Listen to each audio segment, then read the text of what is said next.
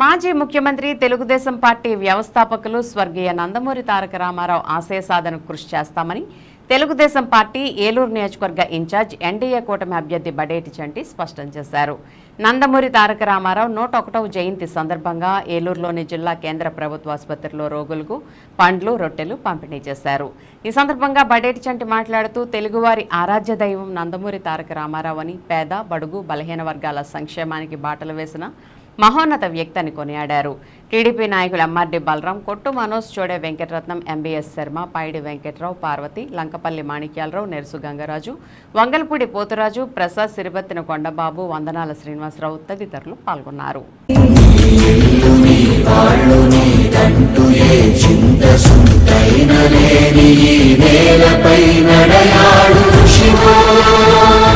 కృషితో రాస్తి దుర్భిక్షమని లోకాన్ని శాసించు మనిషివో,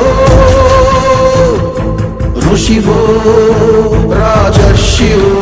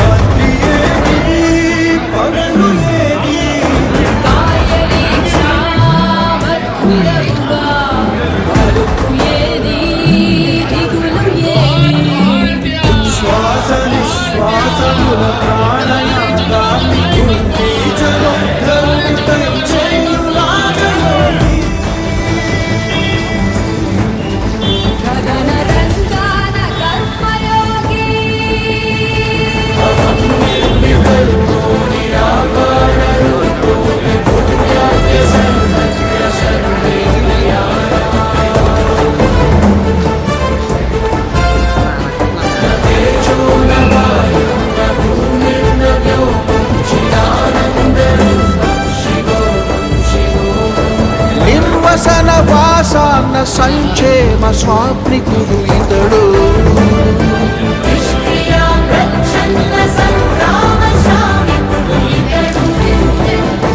నిరత సంఘ శ్రేయ సంధాన భావుకుడు